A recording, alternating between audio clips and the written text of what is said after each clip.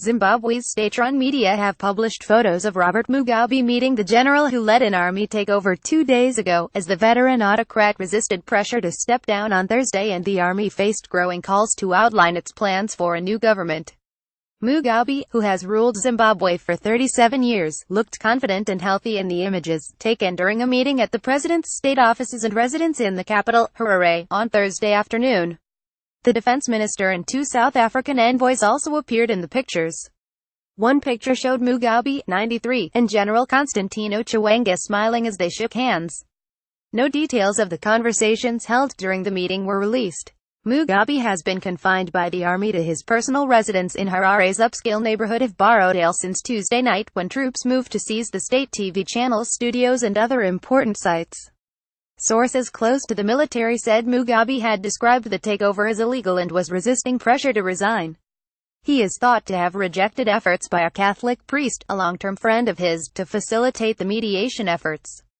The biggest regional power, South Africa, appears to have backed the army. South African envoys are in Harare to help with negotiations to form a new government and decide the terms of Mugabe's resignation. South Africa called an emergency meeting of the Southern African Development Community Regional Bloc, which got underway in Botswana. President Robert Mugabe too poses alongside Zimbabwe Defense Forces Commander General Constantino Chiwenga and South African envoys at State House in Harare.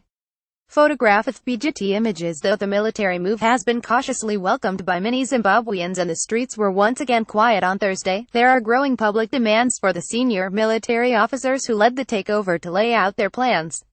The army declared on national television in the early hours of Wednesday morning that it had temporarily taken control of the country to target criminals around Mugabe, resolving a battle to succeed the president that had pitted his wife, Grace, against the former vice-president Emmerson Mnangagwa.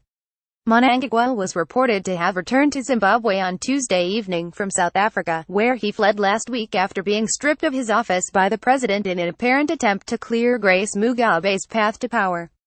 Robert Mugabe, Life of a Dictator, video profile. Opposition officials told The Guardian they believed Mugabe would resign on Friday, allowing Mnangagwa to be appointed president, with Morgan Tsvangirai, the leader of the opposition Movement for Democratic Change (MDC) party, serving as prime minister in a transitional government that would have a 3- to 5-year term.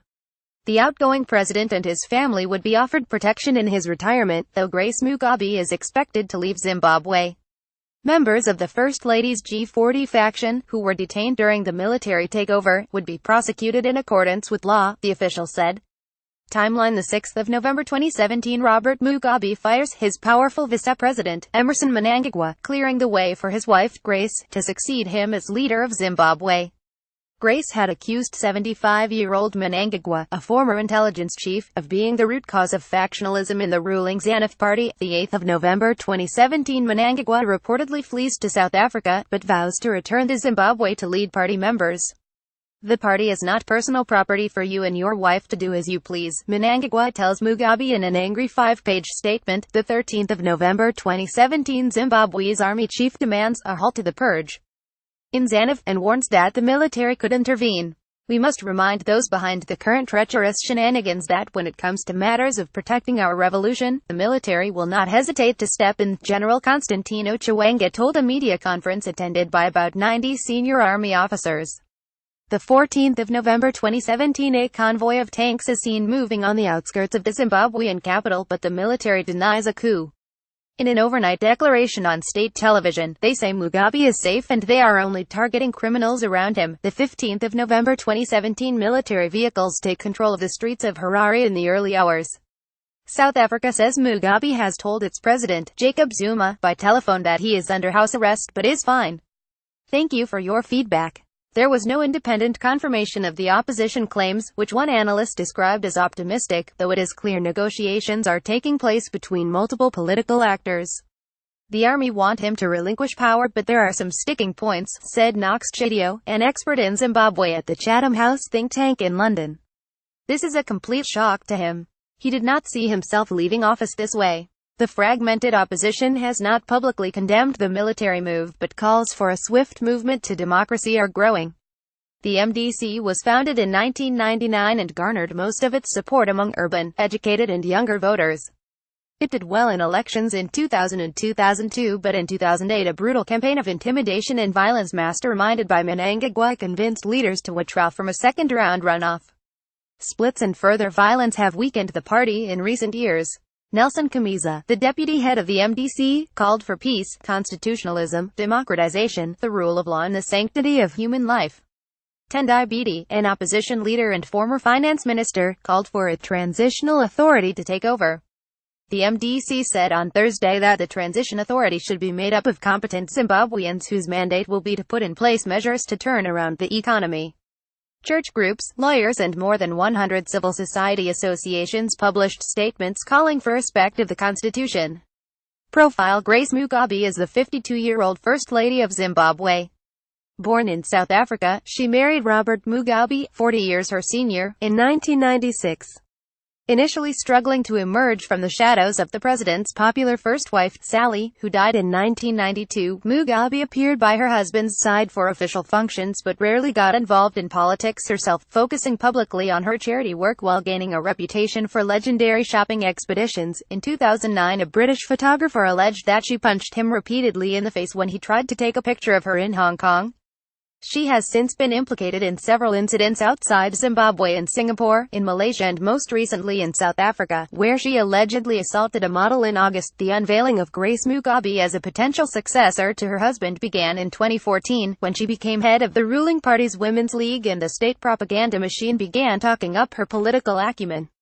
Before the events of the 14th of November, her path to power had received a boost when her main rival, the vice-president, Emmerson Mnangagwa, was fired on the 6th of November. The feud between Mugabe and Mnangagwa had been bitter. In October, she publicly denied poisoning him after he fell ill at a rally in August. Thank you for your feedback. Priscilla Misahara-Bwemushinga, an opposition MP, said she was increasingly concerned about the situation. My optimism at the beginning of this process is beginning to go. I am beginning to worry. The euphoria is giving way to the realization that nothing is clear. We have not had any message from the military that speaks to what is happening, Misahara-Bwemushinga said. There are also growing concerns that the detention of ministers and officials arrested during the coup could be illegal.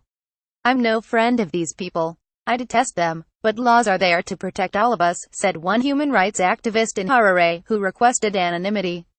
The future of Grace Mugabe is a key element in the ongoing discussions between Robert Mugabe and the military. Singapore and Malaysia, where the Mugabe's own property, or potential destinations if she is allowed to travel into exile. Profile: Emmerson Mnangagwa was Zimbabwe's powerful vice-president until the 6th of November, when he was fired by Robert Mugabe. The 75-year-old former intelligence chief had been locked in a battle with the First Lady, Grace Mugabe, to succeed her husband as president. In October, she publicly denied poisoning him after he fell ill at a rally in August. After his sacking, which was seen as an attempt to clear Grace Mugabe's path to power, Mnangagwa fled to South Africa. He reportedly returned on the 14th of November as the military prepared to take over the country, and is firm favorite to become Zimbabwe's next leader. He has strong support within the security establishment, and among veterans of Zimbabwe's 1970s guerrilla war, when he earned the nickname the Crocodile. Despite allegations about his role in atrocities in the 1980s, much of the international community has long seen him as being the most likely figure in Zimbabwe to guarantee a stable transition and implement economic reforms. Thank you for your feedback.